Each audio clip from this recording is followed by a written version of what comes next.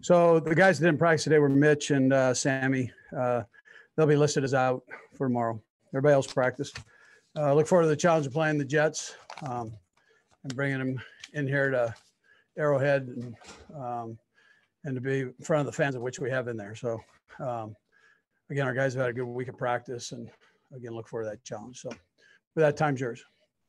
Go first to Vahe Gregorian. Go ahead, Vahe.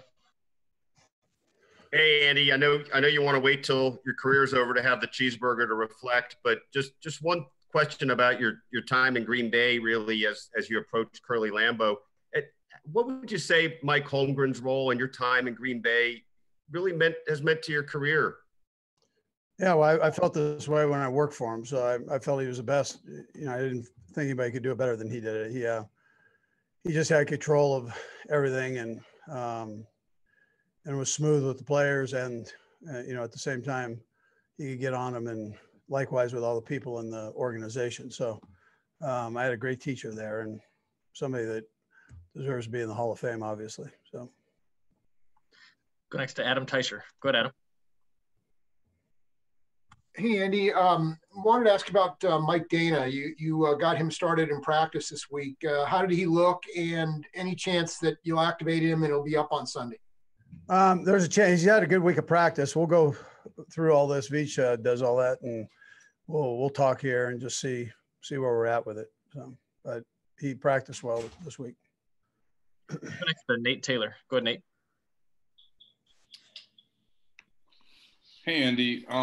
Just wanted to see if you had any update on Anthony Sherman. He's been on the COVID list for what appears to be 3 weeks now. Any understanding as where he is and how it's going for him in terms of the quarantine portion of this? Yeah, well, I mean, he's not enjoying that. I mean, it's from that standpoint, but he's doing what he has to do, and he'll be back here in a bit. So we're just kind of taking it day by day with him. But he's not in harm right now, so he's in a good place right now. So, yeah. Go next to Darren Smith. Go ahead, Darren.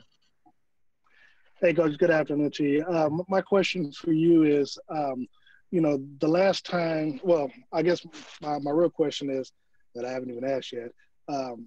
You're going to be facing off against a defense. Have you talked to your offensive line and your offense about the extra protection that Patrick Mahomes may need facing a Greg Williams-type defense? I know when they faced off against the Denver Broncos, they had 6 personal fouls.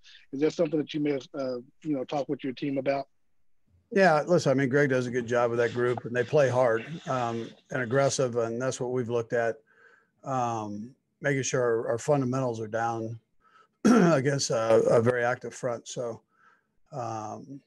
that's where we're at. And listen, the offensive line's job is to do that every week. So I don't have to mention that.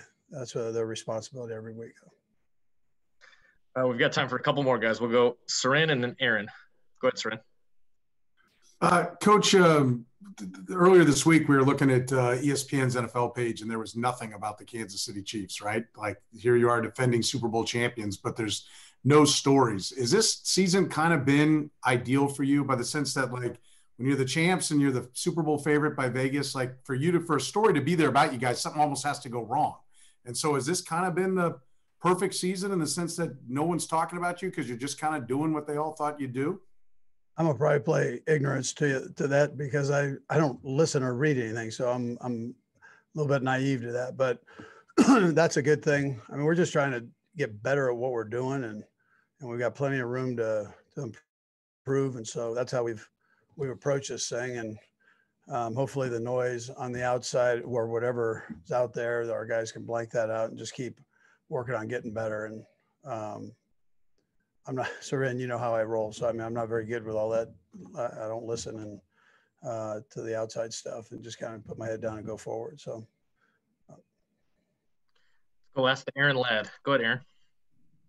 Coach, back in 2016, you called Frank Gore a warrior. I'm curious, 5 years later, what you think about this guy's career as just a lover of the game and what he's doing still at a high level.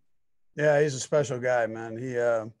I've been around his whole career and watched him and love his attitude, love the way he works. And he plays the game the way it's supposed to be played. And he's done it. It's amazing how he can do that and play as long as he has. I believe it's 16 years, if I'm not wrong there, but it seems like forever. And I think it legitimately is forever in the football players' mind, especially in that position of running back. I mean, they average 3 years, with normal work, and here he's been a workhorse, so he is a warrior. We'll start with Herbie Teope. Go ahead, Herbie. Hey, Harrison, you're a pretty analytical kind of guy based on your mechanical engineering background, but what are you looking at when you see some of these missed PATs that you may have noticed, and what steps have you taken to fix them? Yeah, well, looking back at the tape, I think the biggest issue with the PATs, except for one, has been where I'm starting the kick at. So the one in Buffalo, that was kind of the outlier. I started that right and stayed right. But the other ones have all been balls that have been tailing to the left, and then even that field goal against the Ravens. So I think I just have to have a good line. I need that ball to come out exactly where I'm aiming. And, unfortunately, I have missed those extra points, and a lot of them have been left. But every day I'm trying to get better and obviously trying to get that fixed. Let's go next to Pete Sweeney. Go ahead, Pete. Hey, Harrison, obviously the team is super high on you with the contract extension, a couple of years back. But when there are troubles maybe like this, what does it mean to you to hear Dave Toub say something like, we have total confidence in Harrison that he's going to just work this thing out? Yeah, that means a lot, knowing that they have confidence in me. Obviously, I want to make every kick and do my best, but I don't take being here for granted. I don't take every game for granted. I'm blessed to be in the NFL, blessed to be part of the Kansas City Chiefs, and I'm working hard every day to do my job. And whether it's 2017 and I'm going on that streak, or now when I'm missing some extra points every day, I'd like to think I'm working just as hard to get better and to be the best kicker I can be. Let's go next to Adam Teicher. Go ahead, Adam. Hey, Harrison, you're making a large percentage of your field goals, 90-some%. Why are things working there, but maybe not necessarily on all the PATs? And Brad, I'll have one quick follow-up.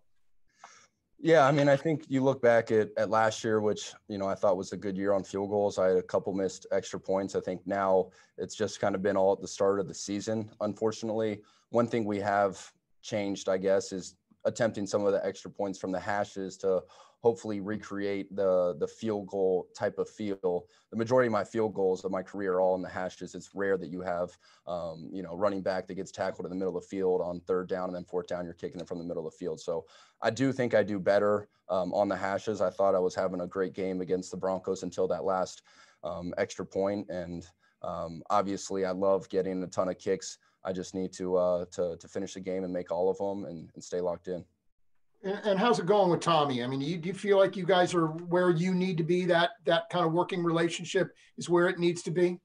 Yeah, I think we have a really good relationship. We're working every day, every week to get better. And Tommy takes a lot of pride in his ability to hold the ball, and he does a great job of it. And I just have to, and so does James with snapping the ball, and I just have to do my job and make the kick.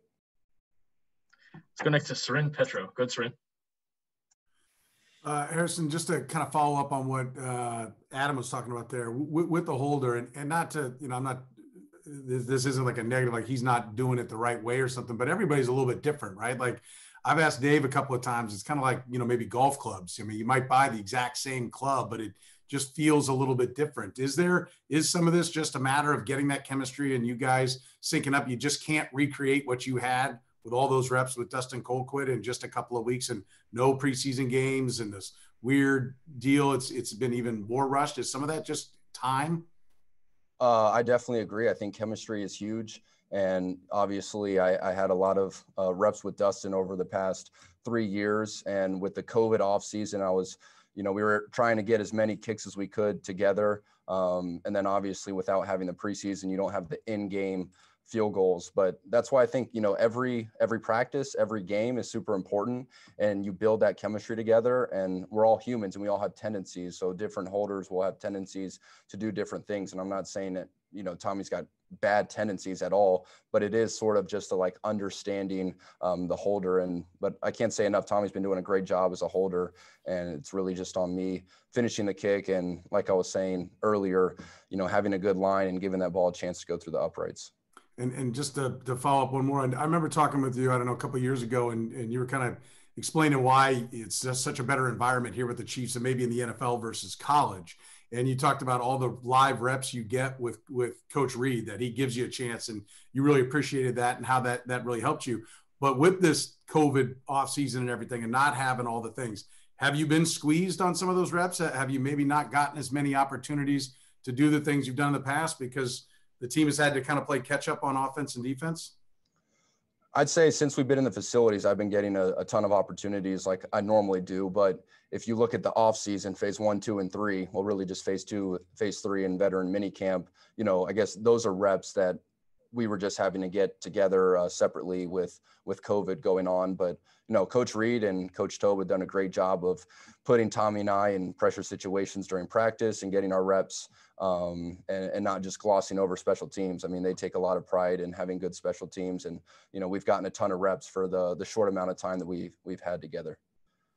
Got time for 2 more. We'll go Todd and then Matt. Go ahead, Todd. Hey, Harrison, I know you're such a perfectionist about this stuff. You remember all the kicks and kind of where you were. Are you more equipped now as more of a veteran who's established in the league to handle some adversity and kind of get over this? Or are you going home and thinking about the miss more than the makes? No, I go home. Well, when I go home, I focus on my family and my son and everybody. But when I'm in the facilities, every time you have a miss, you have a failure. It's only a failure if you don't learn from it and you don't improve from it. So those are all opportunities where I can go in and watch film. I can talk with Tommy and Coach Tobe and James, and we can figure out ways to get better. And hopefully when it gets down the line to make those kicks and to not miss the extra points. But, every time you do have a mistake, I think that's a great opportunity to learn from it. And that's what I'm doing with every miss. I'm not getting down on myself. I'm just trying to improve day to day and week to week. Go to Matt McMullen for the last one. Go ahead, Matt. Hey, Harrison. So the organization and the locker room have made voting and encouraging people to vote a real priority over the last several months. And I'm just curious why that's important to you and if you've voted yet. Oh, I think voting's super important. That's one of our rights living in America, to be able to voice our opinions and vote. And actually I have with early voting in Georgia. So I already placed my vote, but I think it's a great thing. We recently had the NFLPA in and we were talking about the CBA, and it was something like 25% of guys, didn't open up an email and cast their vote. And I think that happens across our country as well, potentially just people thinking my voice doesn't matter. But I definitely encourage everyone to go out and, use their right and go vote. I'm ready for you guys. All right, let's start with Pete Sweeney. Go ahead, Pete. Hey, Tyreek, it seems like whenever anything big happens in the NFL, like one of these popular plays, for example, DK Metcalf the other night with the speed, it's always, well, what does Tyreek think? We got to set up a race with Tyreek. What do you make of the idea that whenever there's some kind of speed play, you're the first person that NFL Twitter and such thinks about? I'm the cheetah, baby. What you mean? Of course they go, hey, of course they gonna come to the head, dog. I'm the cheetah, baby. But back to the DK Metcalf play. That was a real nice play, but unfortunately for me, I would never be able to showcase that because Patrick, he never throws interception. So there you have it. We'll go to Sam McDowell next. Go ahead, Sam. Hey, Tyreek. We've asked Patrick a lot about the way defenses are playing you guys and how he's had to change just his mental approach to that. Right. But with you personally, how have you just had to adjust and maybe accept the fact that some of the plays that were there the past couple of years just aren't open this year? You know what? Football is a game of chess. You know what? So I feel like if we continue doing what we're doing, which is nickel and diamond all the way down the field, teams will begin to, come up, play more man. And it just takes time, we just got to be patient, I mean, everyone knows us for the big play, and I want to make the big play. Pat wants to make the big play, everyone wants the big play, but we just got to play chess, our run game is looking amazing, so that could help. So I'm looking forward to it. Let's go next to Nate Taylor. Go ahead, Nate. Hey, Tyreek, I want to build off of Sam's question. Because teams have played so back to try to eliminate the deep pass, right? What would be your argument to say that this is still your best season comparable to what you've done the previous 4 years? I don't know. I just feel like I'm more mature on the field now, where, I mean, I wouldn't say I'm complete, but I mean, the game has slowed down tremendously for me, you know. So when I first came into the league, I was just happy to be in the league. I mean, you guys know this, you know, so I wanted to make the big play, but now it's about running the slants, running the hitches, you know, running a ZN, coming back to the ball, catching it with my hands and getting upfield. So I feel like I'm more mature in my game. So Go next to Matt Derrick. Hey, Ty, good to see you. Hey, good to see you, buddy.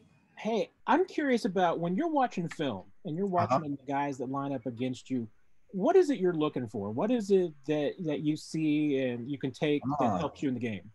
So I got a follow-up, Brad. So when I'm watching film against opposing corners, I look for what hands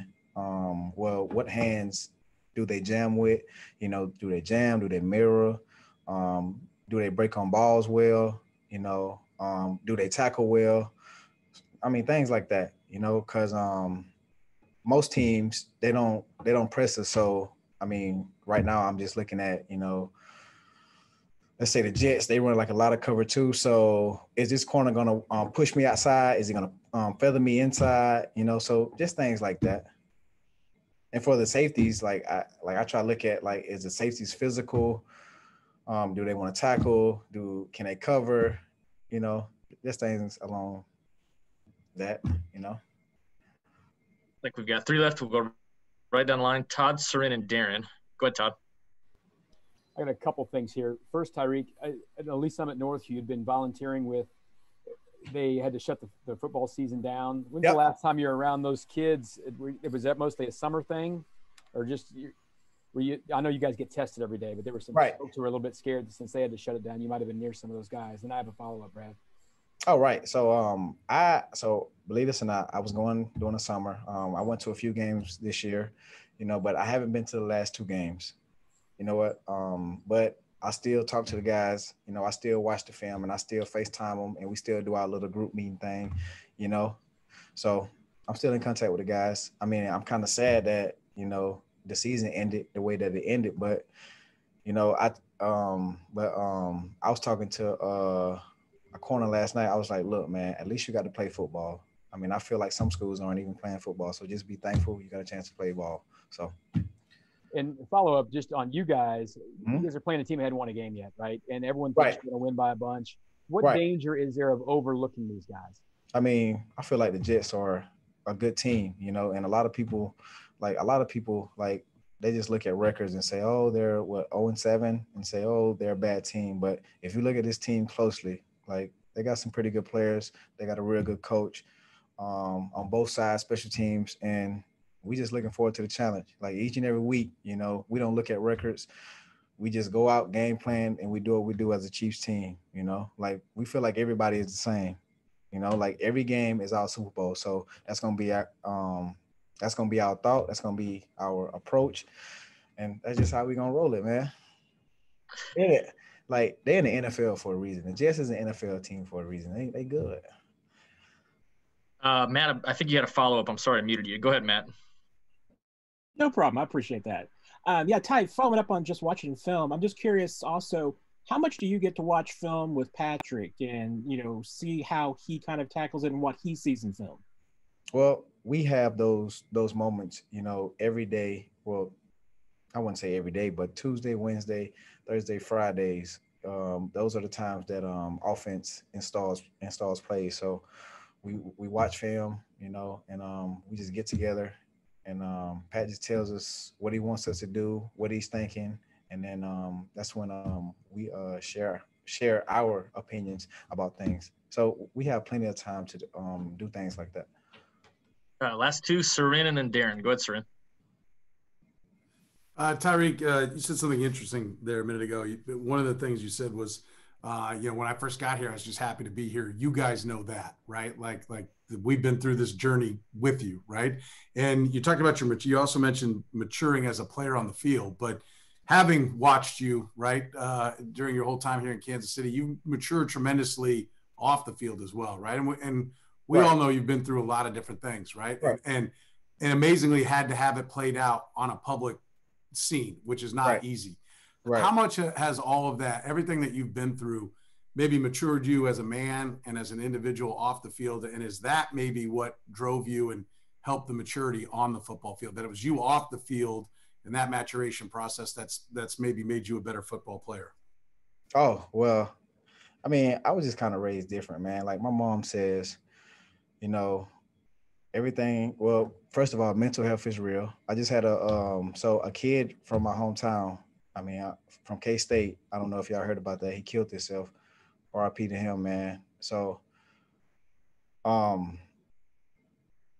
don't know. I just feel like my life, man, it's just, I don't know. Everything happens for a reason.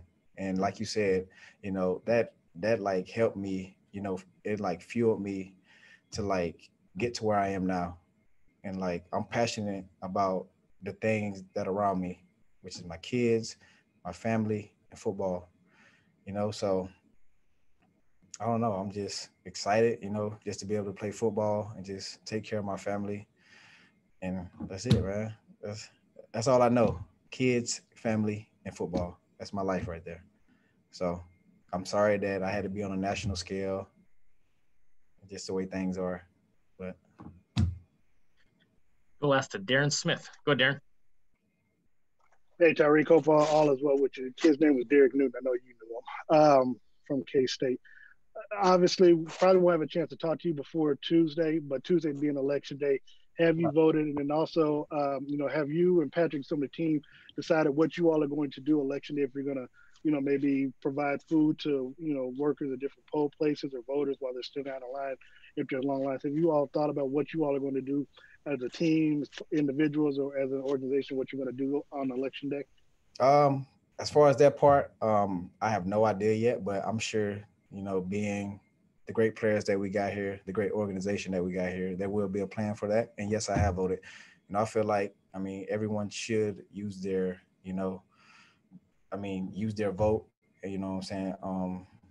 Because I feel like it's important. You know, like, I mean, I know 2 years ago, well, the last president election, I didn't take it serious, like, and a lot of my friends didn't. So I've been like encouraging a lot of people, you know, to like take this thing serious. Like if we really want change, if we really want to see things done differently, you know, we got to take this serious.